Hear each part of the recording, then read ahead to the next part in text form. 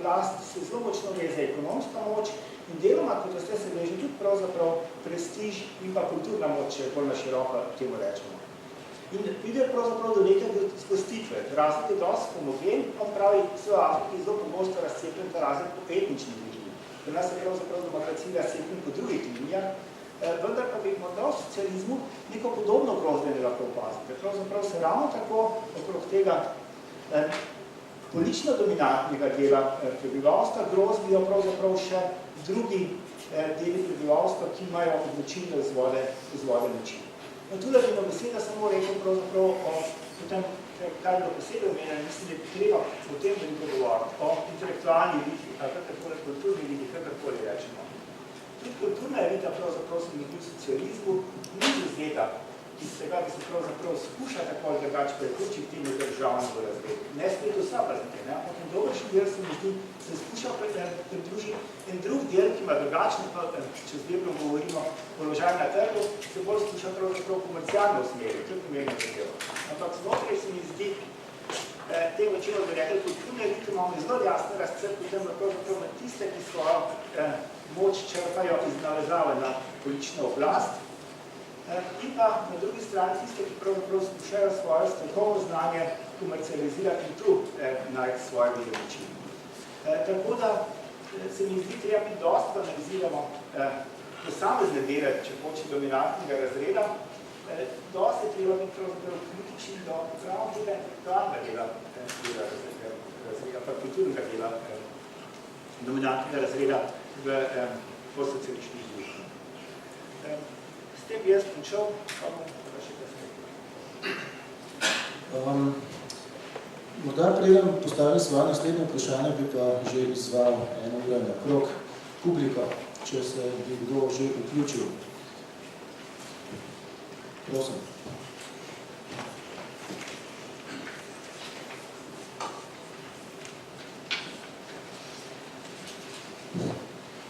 Jaz bi samo nekaj komentarjev, pa mogoče kakšno vprašanje. Najprej bom šla od zadaj naprej. Intelektualna elita ni homogena, da je to Cankar povedal. Res, nikoli ni bila intelektualna elita v glavnem homogena. Če ne se znan sociolog Howard Baker pred več desetletji v ameriški družbi ne bi vprašal, na čigavi strani smo. To vprašanje je od nekdaj aktualno in bo aktualno tudi naprej. Vprašanje pa je, kateri del intelektualne elite se povezuje z nosilci moči oziroma bolje nakopičene ali koncentrirane moči. To je prva stvar.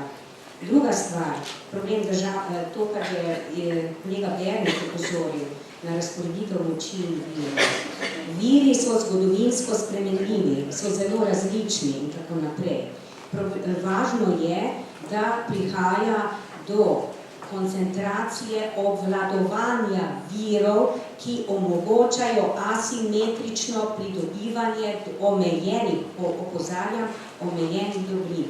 Pri tem pomagajo tudi praktično neomejene duhovne dobrine, ki nastopajo pogosto kot sredstvo Ausgleich po nemško, izravnave, zato da tisti, ki imajo v konkretnih, merljivih in preverljivih realnih razmerah deficitarne vloge prikrajšanih, lahko to sprejmejo kot normalno življenjsko dejstvo. Tretja točka. Problem diseminacije moči.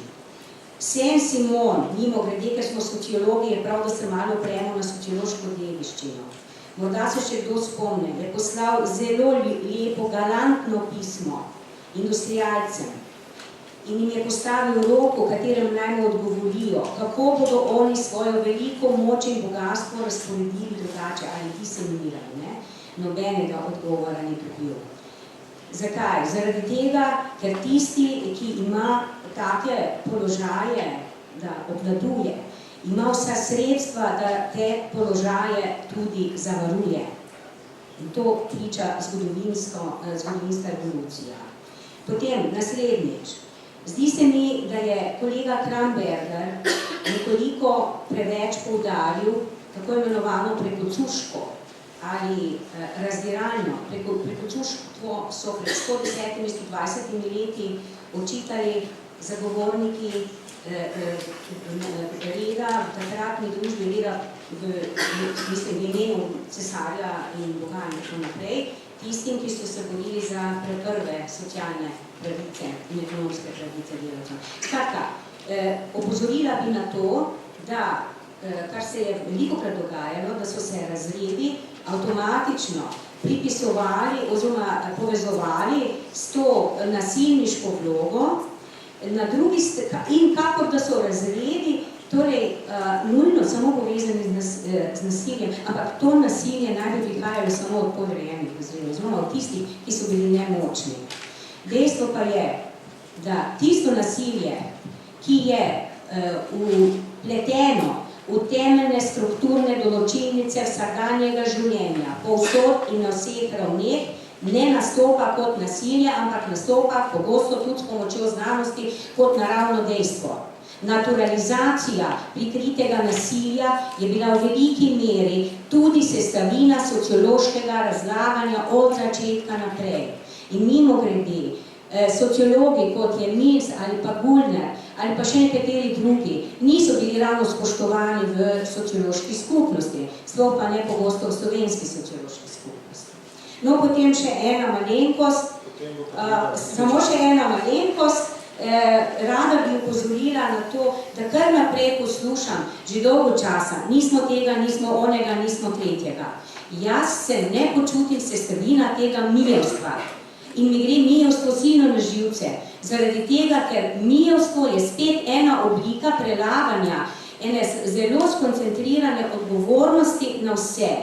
In to mislim, da bi bilo dobro, da se v sociološki razpravi majčkeno omeji. Hvala, pa se oproščam, če sem malo preveč govorila, ampak zdi se mi, da nisem na postransko vprašanje opozarjala. To je bila profesorica Maca Jogan. Bodoče razpravljalce prosim, da se predstavite, kajti dogodek snemamo in da se tudi skušate časovno omejiti. Hvala, izvolite. Jaz sem Zdravko Mlinar, pa bom nekako poskušal zgostiti svoje ideje na 3 točke. Prvič, najprej neka uvodna misel. Gre mi za problematičnost vloge in legitimnosti slovenske elite oblasti. To postavljam v kontekst nekakšnega slovenske posebnosti, slovenskega paradoksa, ko smo z pridobitvijo svoje države po eni strani ogromno pridobili v primerjavi z drugimi v mednarodnem merilu, imamo celo privilegiran položaj, da ne bi tega nekako sem preblizu, da ne bi, torej, da to podcenjujem, pač naši predsedniki se pojavljajo skupaj z največjimi evropskimi državami, kot se na isti ravni in tako dalje. Po drugi strani pa nas je ta zgodba o uspehu vrnila tudi nazaj v preteklost, no in tudi začel z svojo prvo točko. To pa je, če sem rekel, da mi gre za problematičnost vloge in legitimnosti te slovenske elite oblasti, če tako imenujem, da to utemeljuje to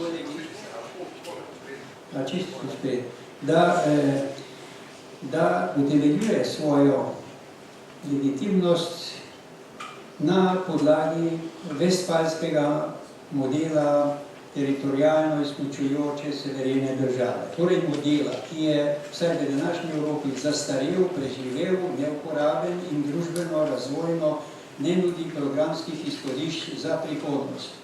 Drugič, da je vsemu sledilo bolj konkretno delo tudi družboslovcev pri formuliranju naše ustave, ustavnih izhodišč, pri čemer je bila prisotna bojazen, da bo z odpiranjem meja prišlo do razkosanja Slovenije, prav taki izrazi in podobni so bili v tistem času prisotni, kar naj bi preprečila toliko močnejša centralizacija oblasti,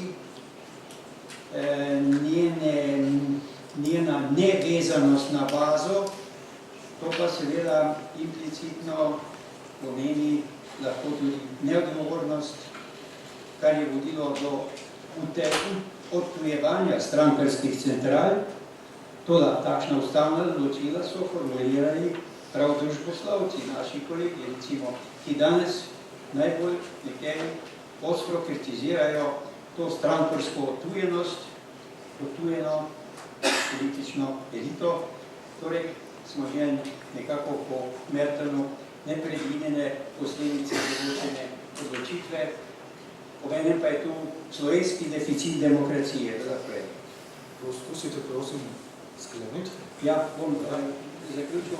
Tretjo točko imam pa, kot tretjo točko pa izpostavljam to, da je po eni strani ta politična elita uveljavljala svojo legitimnost na diskontinuiteti v odnosu do prejšnjega političnega sistema, dejansko pa nezaznavno pristaja na prakso ali pa aktivno uveljavlja merilo inercije. Pri nas je najlažje uveljavljati tudi javne programe, ki predstavljajo le podaljšek iz preteklosti, težko pa nekaj inovativnega. No, ampak na splošnejši ravni pa bi rekel en primer te inercije pa opozoril na usodno, mislim, prakso, da se danes, tako kot v preteklosti, bolj razpravlja v javnosti, vse razprave v javnosti se vrtijo okrog tega, kako bomo delili razpoložljivo bogastvo, ne pa o tem, kako bi jo povečali, s čemer bi lahko presegli konfliktnost odnosov, ker bi pomenilo, da presegamo zero sum game. Hvala. Mislim, da so dosedanji prispevki imeli nekaj skupnih značilnosti. Ena značilnost je ta, da so opozorili, da je treba tisto besedo elite razumeti v množini. Elit je več.